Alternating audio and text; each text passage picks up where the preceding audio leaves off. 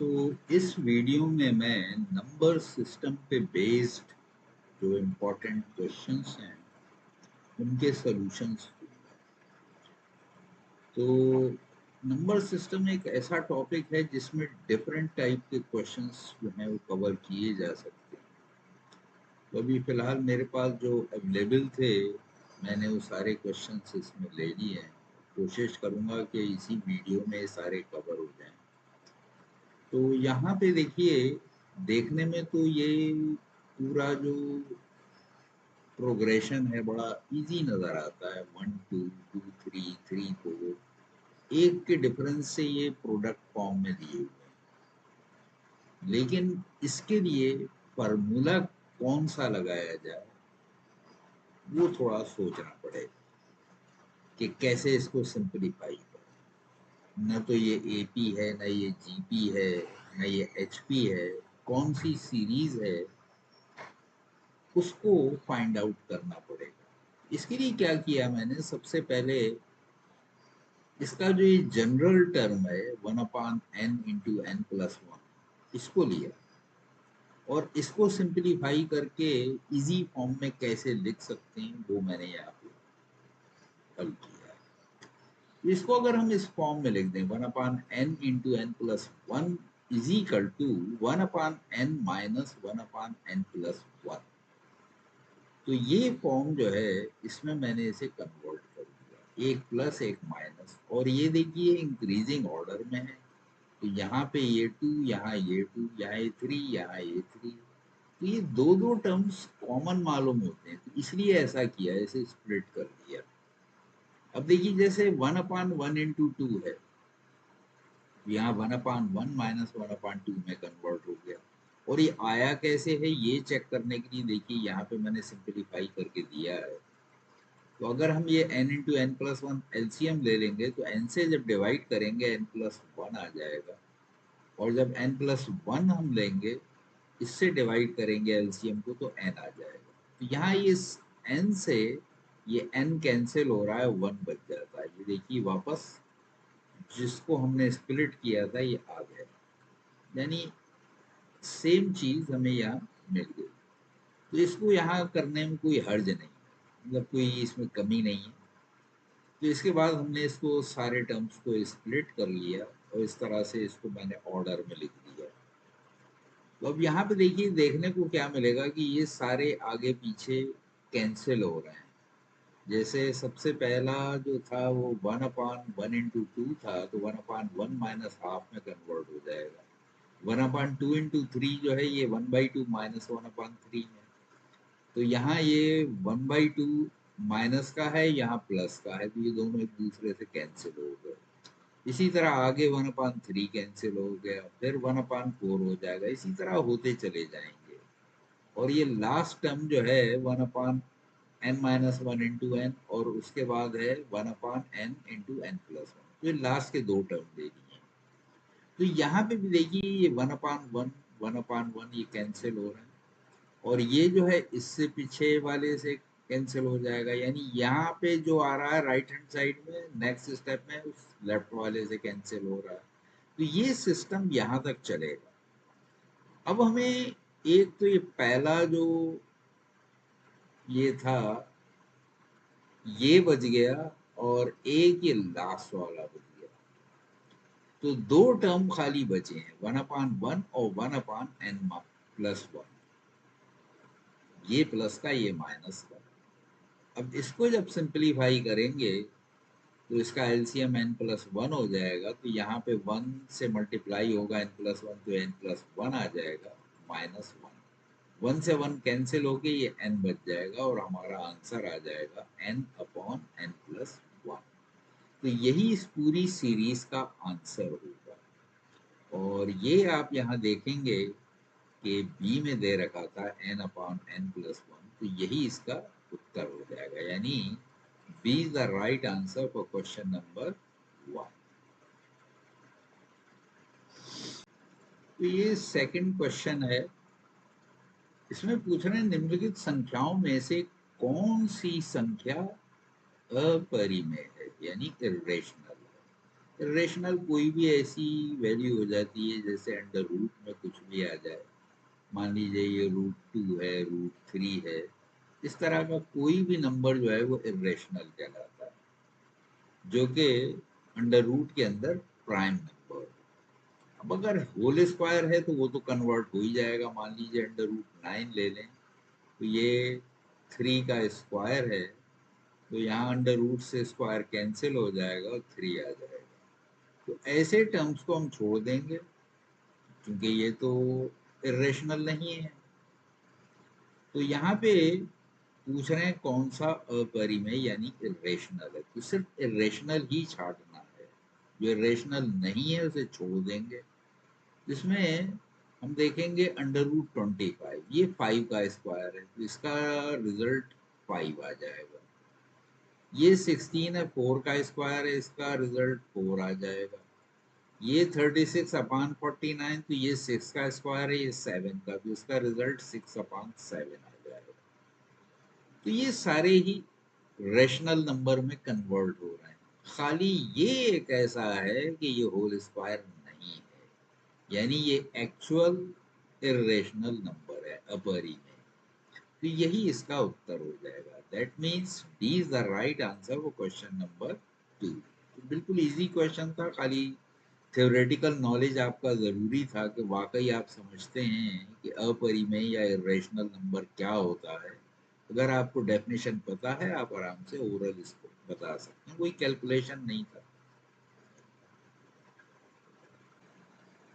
तो ये तीसरा प्रश्न है, यहाँ पे कह रहे हैं एक संख्या और उसके व्युत्क्रम का योग 17/4, तो संख्या बताइए। तो संख्या हम कुछ भी मान लेंगे, माना हमने n है, तो उसका व्युत्क्रम क्या हो जाएगा, 1/n हो जाएगा। अब इन दोनों का योग ये दे रखा था, तो इन दोनों के टोटल को मैंने इक्वल टू 17/4 रख दिया। अब इसी से हम इक्वेशन जनरेट कर लेंगे और उस इक्वेशन से फिर हम n की वैल्यू निकालते हैं। तो देखिए 17/4 को भी लेफ्ट साइड में ले आते हैं तो हमारा इक्वेशन ये बन जाएगा इसके थ्रू, और राइट हैंड साइड में अब हमारे पास सिर्फ 0 बचा।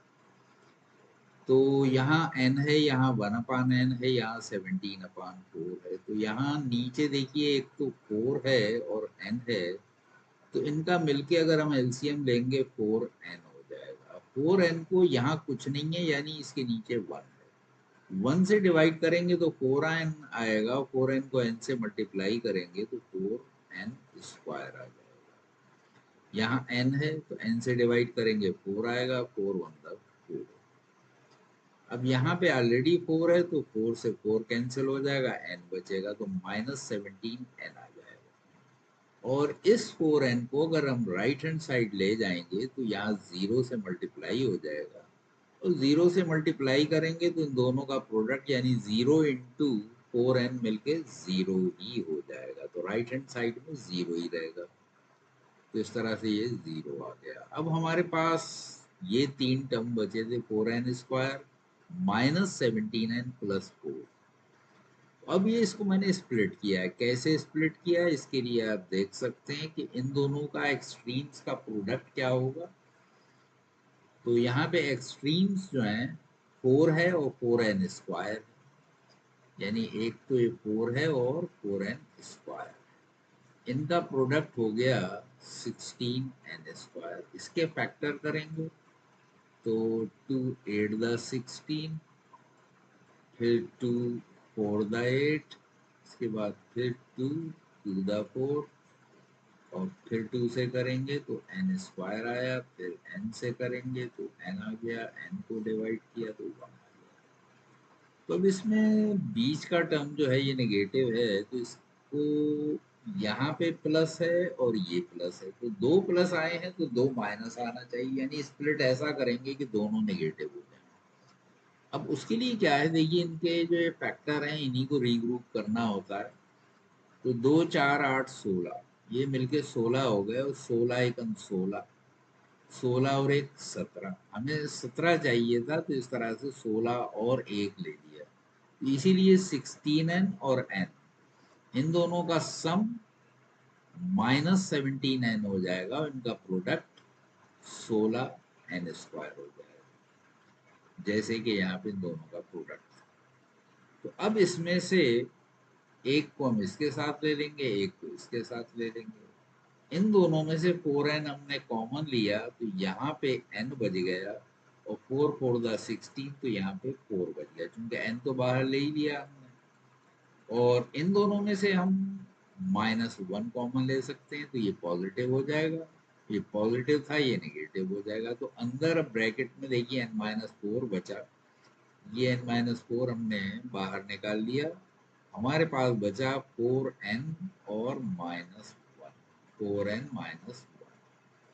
तो अब इन दोनों का प्रोडक्ट जीरो है, तो या तो ये जीरो होगा या ये जीरो होगा। जब ये जीरो होगा यानी 4n-1, तो n की वैल्यू हो जाएगी 1/4, और जब ये जीरो होगा तो n की वैल्यू हो जाएगी 4। ये दो मान आ गए, इन दोनों में से एक मान तो सही होना ही चाहिए। अब यहाँ पे एक ही वैल्यू दी थी, इन्होंने 4 तो नहीं दिया है, इनमें से कोई नहीं, 24 14 1/4 दे रखा है, तो इसी को सही कर दीजिए। इसका मतलब जो है ये आपका बी जो है सही उत्तर है। That means B is the right answer for question number 3। क्योंकि अगर इसको हम ले लेते हैं तो इसका रेसिप्रोकल 4 हो जाएगा, तो 4 और 1/4 का सम ये हो जाएगा, तो हमारा आंसर सही हो जाएगा।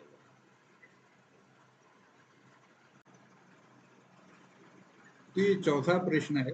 यहाँ पे कह रहे हैं ग्राम प्रधान के चुनाव में 2 लोग प्रतिभाग करते हैं, यानी 2 लोग हिस्सा लेते हैं, तीसरा कैंडिडेट नहीं है, 2 ही हैं बस। तो चुनाव में कुल 9,791 मत पड़े, यानी कोई छोटे लेवल का इलेक्शन होगा, जैसे मेंबर एम्बर का होता है। तो कह रहे हैं जिसमें से 116 मत निरस्त हो गए। निरस्त का मतलब क्या होता है? रिजेक्ट हो गए, यानी वो डालने में कोई खराबी रही होगी, तो ये हम माइनस कर देंगे। तो 9,791 में से 116 को माइनस कर दिया जाएगा, तो बाकी वोट जो बटे वो दोनों को मिले। तो अब ये कह रहे हैं विजयी प्रतिभागी को हारने वाले प्रतिभागी के 4 वोट के स्थान पे 5 वोट मिले, यानी जो वोट बटे वो 4:5 के रेशियो में बटे। तो ज्ञात करें कि विजयी प्रतिभागी को कितने अधिक मत मिले, यानी डिफरेंस पूछ रहे हैं। तो एक तो 116 जो है ये निकल गए, अब जो बाकी बचे उनको 5:4 में बांटना है। तो ये हमने क्या किया कि हारने वाले को ये वोट मान लिए कि उसको 4x मिले, x कोई अननोन नंबर ले लिया, और जीतने वाले को 5x मिले। 116 रिजेक्ट हो गए, अब ये सब मिलके इसके बराबर हो जाएगा। तो क्या करेंगे, 116 को राइट हैंड साइड ले जाइए, ये इसमें से घट जाएगा। ये जो है 11 में से 6 गए 5, 8 में से 1 गया 7, और 7 में से 1 गया 6, और 9 में से कुछ नहीं गया, तो 9 ही रहा। तो 9,675 वोट बटे इन दोनों में, तो ये वोट बचे।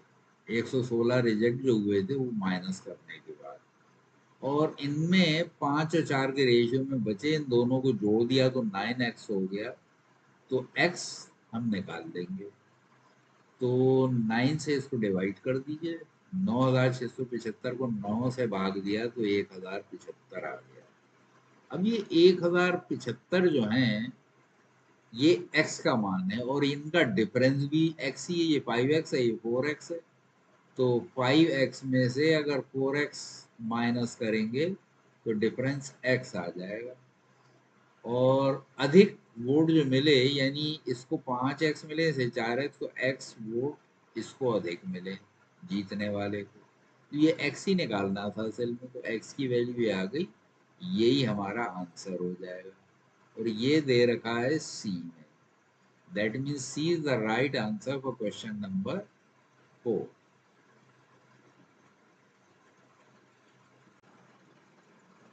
तो ये चैप्टर तो थोड़ा टेढ़ा है, मगर इसमें क्वेश्चन बड़े आसान आसान दे दिए हैं। तो संख्या 0.45 का परिमेय संख्या में परिवर्तित मान, यानी इसको फ्रैक्शन में कन्वर्ट कर दीजिए, भिन्न में बदल दीजिए, और है ये दशमलव में। तो ऐसे में क्या करते हैं कि जहां पे दशमलव आता है उसके नीचे एक रख देते हैं, और दशमलव के बाद जितनी संख्याएं हैं, यहाँ दो संख्याएं हैं तो दो जीरो रख देंगे, तो 45/100 आ गया। अब ये रेशनल नंबर है, लेकिन हम क्या करेंगे, इसको रिड्यूस कर देंगे। तो रिड्यूस करना पड़ता है ताकि साधारण भिन्न आ जाए, क्योंकि ये तो देखिए डिवाइड होके छोटा किया जा सकता है, इसको रिड्यूस किया जा सकता है। तो 5 से दोनों विभाजित हो रहे थे, 5×45, 5×2 10, और ये 0, तो 9/20 आ गया रिड्यूस करने के बाद। तो 9/20 यहाँ भी है, यहाँ भी है, मगर ये अंडर रूट में, हमारा अंडर रूट में नहीं आया है, तो ये तो गलत हो गया। ये वाला 920 जो है ये सही है। तो that means A is the right answer for question number 5. तो ये छठा प्रश्न है, इसमें कह रहे हैं एक भिन्न का हर यानी डिनोमिनेटर अंश यानी न्यूमरेटर से 5 अधिक है, यानी नीचे वाला ऊपर वाले से 5 बड़ा है। यदि भिन्न के अंश में 7 जोड़ दिया जाए, यानी न्यूमरेटर में 7 जोड़ दिया जाए, तो क्या होगा, भिन्न का मान 8/7 हो जाता है। अरे ये 7 जोड़ रहे हैं और ये कह रहे हैं कि ये 8/7 हो जाता है, 5 का फर्क है। ये तो बात गले से उतरती नहीं है। आप 7 को 8 में से घटा दोगे तो एक ही तो बचेगा। ये तो बड़ी अजीब सी बात है। खैर, चक्कर में मत पड़िए, मूल भिन्न बताना है, उसे कुछ मान लीजिए, जो कह रहे हैं उस हिसाब से ले लीजिए। कभी कभी खोपड़ी काम नहीं करती है, हमें जो लगता है गलत है वही सही होता है। चलिए, क्या करेंगे, अगर यहाँ कौन बड़ा है, हर अंश से 5 ज्यादा है। अंश को अगर हम x ले लेंगे तो हर x+5 हो जाएगा, इससे 5 बड़ा है। और कह क्या रहे हैं, अंश में अगर 7 जोड़ दिया जाए, ये 8, ये देखिए 7 जोड़ने पे x+7 हो गया, तो कह रहे हैं ये 8/7 हो जाता है। अरे तो x बराबर 1 था क्या, जो 8 हो गया। तो अगर ये 8 हो गया तो फिर ये भिन्न तो कुछ और ही रह जाएगा। ये तो फिर x अगर मान 1 है तो 6 ही रह जाएगा, यहाँ पे 7 कह रहे हैं। हो गई ना कहानी खराब। खैर कोई बात नहीं, हम तो अपनी थ्योरी के हिसाब से चलेंगे, जो गलत दिख रहा है दिखने दो, ऐसा भी कभी होता है गणित में। हम तो क्या करेंगे, क्रॉस मल्टीप्लाई कर देंगे इन दोनों को आपस में, इन दोनों को आपस में, फिर देखना कहानी क्या बनेगी। तो देखिए कहानी ये बनी कि 7 से x+7 में गुणा कर दिया और x+5 का 8 में कर दिया, तो ये 7x हो गया, 7×7 = 49 हो गया, 8x हो गया, 8×5 = 40 हो गया। अब x एक तरफ ले जाइए, ये 7x को हम राइट हैंड साइड ले आए, ये माइनस का हो गया। इस 40 को इधर ले गए तो 49 - 40 हो गया। इसमें से 40 गए, 9 बचे, तो x बराबर 9 आ गया। देखा, एक की जगह 9 हो गया, कहानी पलट गई। तो भिन्न क्या हो जाएगा, x/x+5 लिया था, x की जगह 9 रखा, तो 9 तो यहाँ पे हो गया, यहाँ 9×5 = 14 हो गया, 9/14 हो गया। अब देखिए क्या होता है। अब देखिए ये कह रहे थे 7 जोड़ दिया जाए तो 9×7 = 16 हो जाएगा, 16/14। अब 16/14 को अगर 2 से भाग देंगे 8/7 आ जाएगा, ऐसे आ रहा था। ठीक है, हो गया सही, जो हमें गलत दिख रहा था वो सही हो गया। इस तरह से 9/14 ही सही उत्तर है। क्योंकि ये क्यों है कि यहाँ पे देखिए क्या हुआ था। अब ये 9 में क्या जोड़ रहे थे, 7, 9×7 = 16, तो 16 और 14 थे, तो 2 से भाग दिया, 8/7 आया था। ये 8/7 देखिए ऐसे आया था। ठीक है, ठीक है।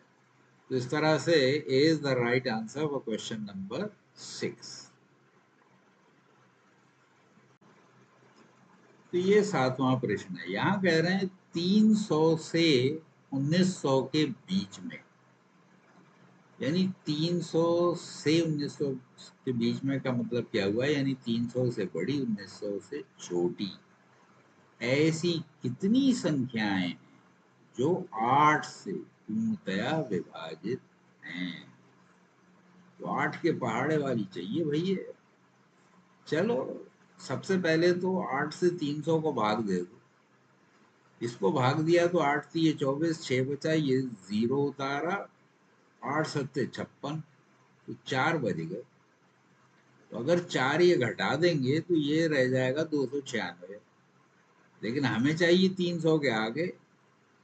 तो अगर 8 में 4 घटा दिए तो 4 ही बचे।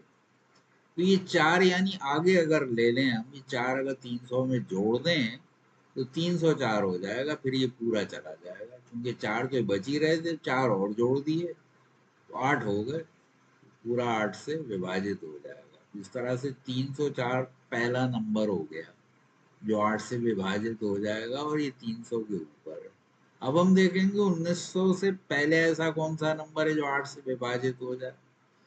तो 1900 को 8 से भाग दे दिया, तो 8 दूनी 16, बचे 3, 0 उतारा, 8 3 24, अब 6 बचा, ये वाला 0 भी उतार लिया, तो 8 7 56, यहाँ भी 4 बच गए। हर जगह 4 ही 4 बच रहे हैं, 4 का सारा खेल है। तो ये 4 तो हम छोड़ देंगे, 1900 से तो हमें कम लेना था, तो ये 4 इसमें घटा देंगे। तो 1900 में 4 घटाए तो 1896 बचे, यानी पहली संख्या 304 होगी और आखिरी संख्या 1896 होगी।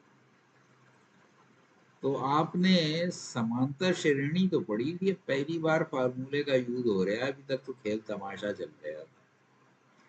तो माना कुल संख्याएं n है, n मान ली हमने, निकालना तो है ही, अब कुछ तो मानना पड़ेगा, वरना निकालेंगे कैसे। फार्मूले में रखने के लिए हमें पहले अज्यूम करना पड़ता है। तो आखिरी ये है, तो इसका फार्मूला होता है T N is equal to A plus N minus one into D.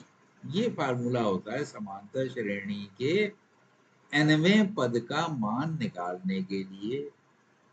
तो nवां पद ये 1896 हो जाएगा, और पहला पद यानी a ये 304 हो जाएगा। तो a की जगह 304 रख दिया और tn की जगह 1896 रख दिया। अब इसे एल भी लोग कह देते हैं, last last term L. L is equal to A plus N minus one into D भी कह सकते हैं और टी एन भी कह सकते हैं। टी एन में आसानी रहती है, एनवा पद था तो यहाँ पे एन अपने आप आ जाता है, फिर N minus one into D, ये फार्मूला है। तो ये हमने रख दिया उठा के, जो कुछ मालूम था अब इसकी जगह देखिए ये रख दिया, पहला पद ये रख दिया, डी हमें पता है 8 है, 8 के अंतर से ये है। तो एन माइनस वन ये खाली रह गया जो कि अननोन चीज थी, 8 से अंदर गुणा कर दीजिए।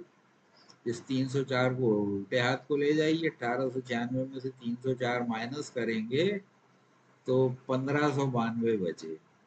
ये 8 जो था इससे 1592 को भाग दे दिया, तो 1592 को भाग दिया तो 8 एकन 8, बचे 7, 79 हो गए, 8 ने 72, फिर 7 बज गए, दो बाद में है ही तो 72 फिर हो गया, तो 8 ने 72, तो 199 आ गया। यानी n minus one is equal to 199 आ गया।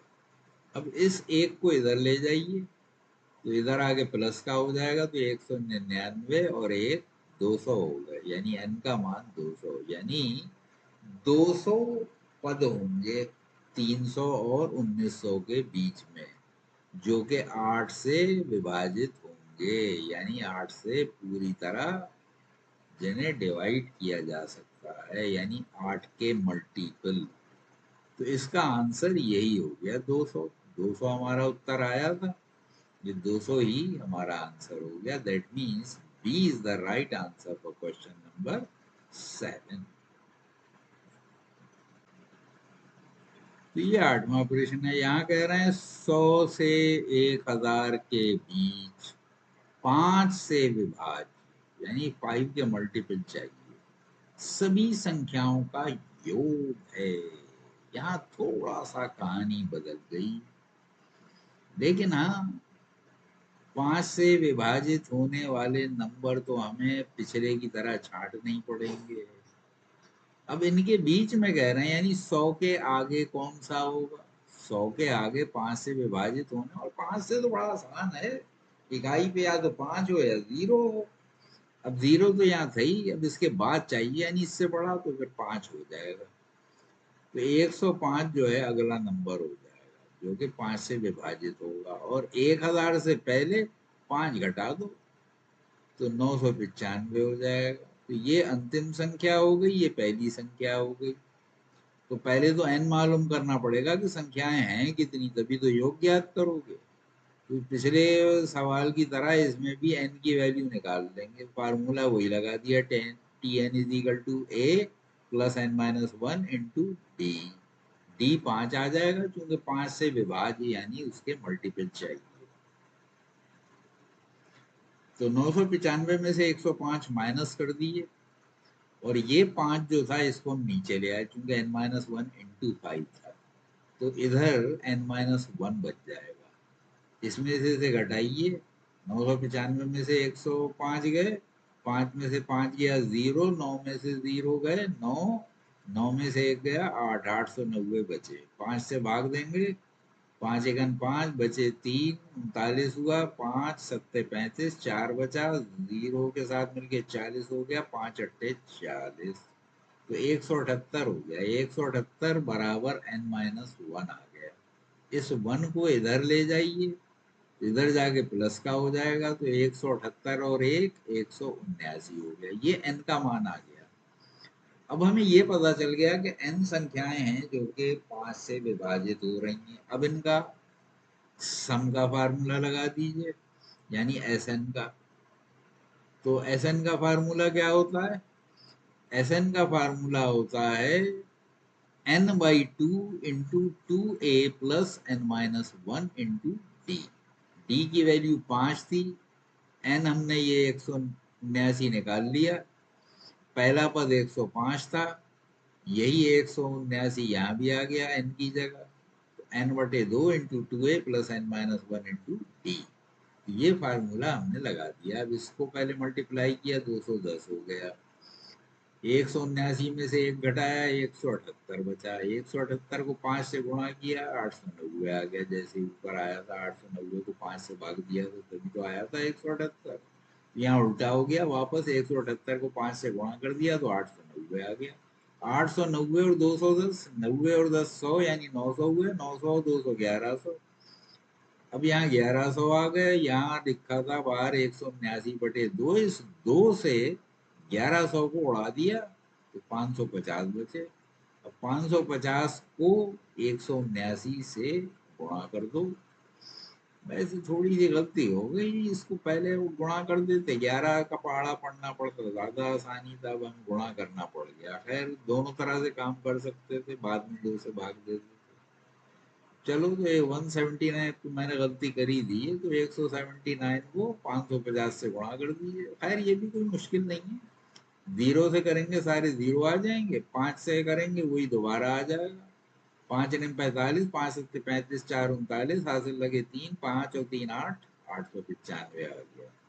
एक छोड़ के फिर 895 लिख दीजिए, 0 5 9 5 14 और एक, यहाँ पे हुआ 9 9 18 का 8, हासिल लगा 1, 8 और 1 9, 98,450। इतना बड़ा नंबर आ गया।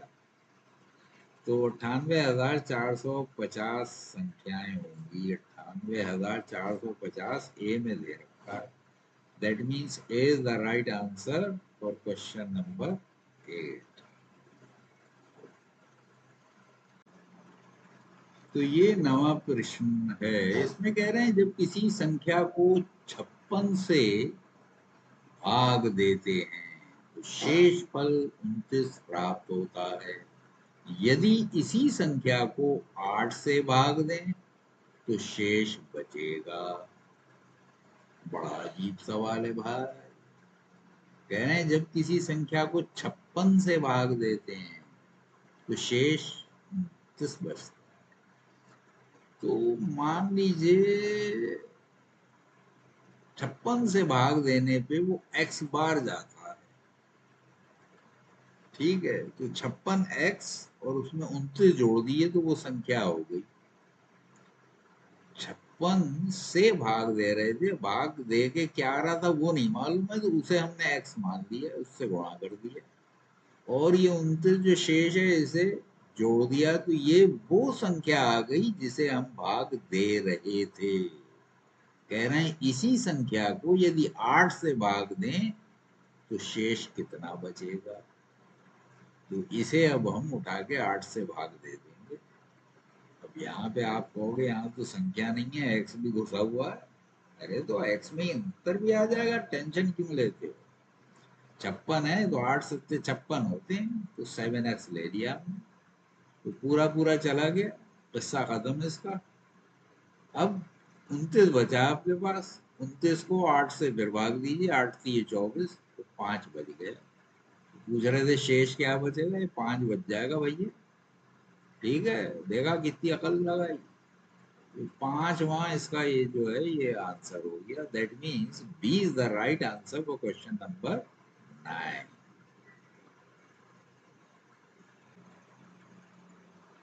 तो ये 10वां प्रश्न है। यहाँ पे कह रहे हैं यदि 1 square plus 2 square plus 3 square up to X square, इनका सम का फार्मूला ये दे दिया है। तो आपको दिमाग यूज करने की जरूरत नहीं है, फार्मूला इन्होंने पहले ही दे दिया। बड़े अच्छे लोग हैं। तो अब ये कह रहे हैं इसका मान बताइए। अब यहाँ पे बीच बीच में नंबर ही गायब है, देखो 2 नहीं है, 4 नहीं है, 6 नहीं है, यानी ऑड नंबर्स ले रखे हैं। ऑड नंबर की सीरीज 1 से 19 तक इनके वर्गों का योग बताना है। घुमा दिया ना, पहले लगा हमें फार्मूला दे दिया, अब यहाँ पे इन्होंने ऐसा कर दिया, बड़े बदतमीज। ये भी पॉलिटेक्निक में आया हुआ है। खैर, झेलना तो पड़ेगा ही, हमें अब ये निकालना है। तो ये निकालने के लिए अब कुछ तो दिमाग लगाएंगे। तो हम क्या करते हैं, ये जो सीरीज ली थी एक्स की जगह यहाँ पे देखो 19 है, आप भी 19 रख दो। मगर फर्क क्या होगा, 1 2 3 ये सब मिलके 19 तक हमने ले लिए। अब इनमें 2 नहीं है, 4 नहीं है, जो गायब है वो यहाँ लिख लिए हमने। तो यानी इस पूरी सीरीज में से ये घटा दिए। अब इसको झेल लेंगे। तो देखिए इसका तो फार्मूला सीधा लगा दिया। यहाँ 19 का स्क्वायर है, तो यानी x था यहाँ पे, तो x की जगह 19 आ गया। तो यहाँ x की जगह सब जगह 19 रख दीजिए। तो 19, 19 प्लस 1, 19 दूनी 38, 38 प्लस 1/6। ये सम का फार्मूला हो गया 1 के स्क्वायर से लेके 19 के स्क्वायर तक जितने भी स्क्वायर होते हैं सबका योग। ये फार्मूला है वैसे। चलिए, अब यहाँ पे क्या है, अगर आप गौर से देखें, अगर इन सब में से 2 का स्क्वायर कॉमन ले लिया जाए यानी 4, तो ये 1 हो जाएगा, ये 2 हो जाएगा, ये 9 हो जाएगा। 9 का स्क्वायर मतलब, तो 1 का स्क्वायर, 2 का स्क्वायर, अप टू 9 स्क्वायर। 4 सब में से निकल गया। इसका फार्मूला तो ये है, फिट हो जाएगा, ये लगा देंगे। तो अब फार्मूले सब फिट हो गए, लेफ्ट साइड में ये रह गया, इसका मान आ जाएगा। देखिए यहाँ पे तो ये हमने लगा ही दिया, 19 और 1 20 हो गया, 38 और 1 39 हो गया, नीचे 6 था, तो 6 से 39 3 से कट रहा है ये, तो 3 एकम 3, 3 तिया 9, यहाँ 3 दूनी 6 हो जाएगा। 20 था, 20 का 10 कर दिया, तो 2 से पहले इन दोनों को विभाजित किया, तो यहाँ 10 आ गया, यहाँ 3 आ गया। इस 3 एकम 3, 3 तिया 9, तो अब 13 और 19 को गुणा कर दीजिए, एक जीरो बाद में लगा देना। 13 ने में 117, बचे 11, 13 और 11 24। तो ये जीरो जो था ये बाद में लगा दिया। यहाँ 4 था तो यहाँ पे फार्मूला लगाएंगे तो 9 और 1 10 हो गया। तो 9 गुणा 10 और फिर 2x प्लस 1, 9 दूनी 18 और 1 19। तो 9 10 19 ये बचे, और नीचे तो 6 रहता ही है। तो ये 4 को 2 से विभाजित किया, 6 को पहले हमने इससे कर दिया। देखिए 9 को 3 से भाग दिया, 3 आ गया। अब 3 दूनी 6, 2 से 4 को भाग दे दिया तो 2 आ गया। तो हमारे पास रह गए 2 3 10 19। तो 19 ये 57, 57 दूनी 114, और ये जीरो यहाँ फिट कर दिया। 200, ये 2470 में से 1140 माइनस हो गए, जीरो में से जीरो गया जीरो, 7 में से 4 गए 3, 4 में से 1 गया 3, 2 में से 1 गया 1, 1330 बचे। यही इसका आंसर हो गया। तो लेफ्ट साइड में हमने ये रखा था, इसका मान आ गया, यही पूछा था इन्होंने। यानी ऑड नंबर्स 19 तक जो हैं इनके वर्गों का योग क्या होता है, तो 1330 आ गया। यानी ये सही उत्तर है। That means A is the right answer for question number 10। तो ये 11वां प्रश्न है। अब ये थोड़ा सा अलग तरह का है। यहाँ पे कह रहे हैं गुणनफल इतने का इकाई का अंक क्या होगा। अरे भैया, इसकी घात 167, ये तो हल करते करते कई दिन लग जाएंगे। पूछ रहे हैं ये 1 सेकंड में। इसका भी असल में एक फार्मूला है। इकाई पे अगर 3 है तो दोबारा गुणा करेंगे तो 3 ही तो आएगा, क्योंकि इसी की तो घात 167 है। तो ऐसे केस में क्या करते हैं, इकाई का निकालना बड़ा आसान है। तो 3 तिये 9 होते हैं, और 9 तिये 27 होते हैं, 27 तिये 81। अब 81 को 3 से करेंगे, फिर आ जाएगा 3 यूनिट प्लेस पे। ठीक है, तो 243 आ जाता है, यानी फिर 3 रिपीट हो जाएगा। तो ये 4 नंबर रिपीट हो रहे हैं। 3971, फिर 3971, फिर 3971, ये पैटर्न चलता है चाहे आप कोई भी नंबर दे। जैसे 2 है, 2 को 2 से करेंगे 4 हो जाएगा, 4 को 2 से करेंगे 8 हो जाएगा, 8 को 2 से करेंगे 16 हो जाएगा, 16 दूनी फिर 32 हो जाएगा। यानी रिपीट 4 के बाद अक्सर हो जाता है। तो कौन कौन से नंबर रिपीट हो रहे हैं, 2 4 8 6, फिर 2 4 8 6 आ जाएगा। तो इसी तरह ये रिपीट होता रहता है। तो यहाँ पे भी ये रिपीट हो रहा है। और चौथा अंक जो है वो हमेशा 1 आएगा। पहला आपका 3 है और चौथा 1। तो हम क्या करेंगे, 4 से भाग दे दीजिए किसको, ये जितने बार गुणा कर रहे हैं 167।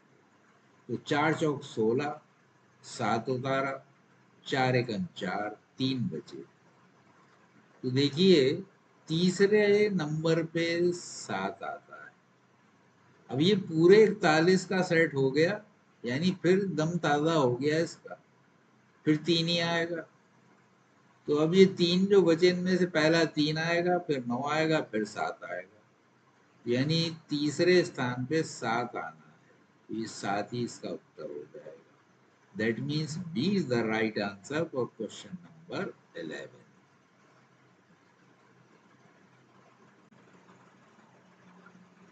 तो ये 12वां प्रश्न है। कह रहे हैं एक संख्या को x से भाग देने पर 8 शेष बचता है।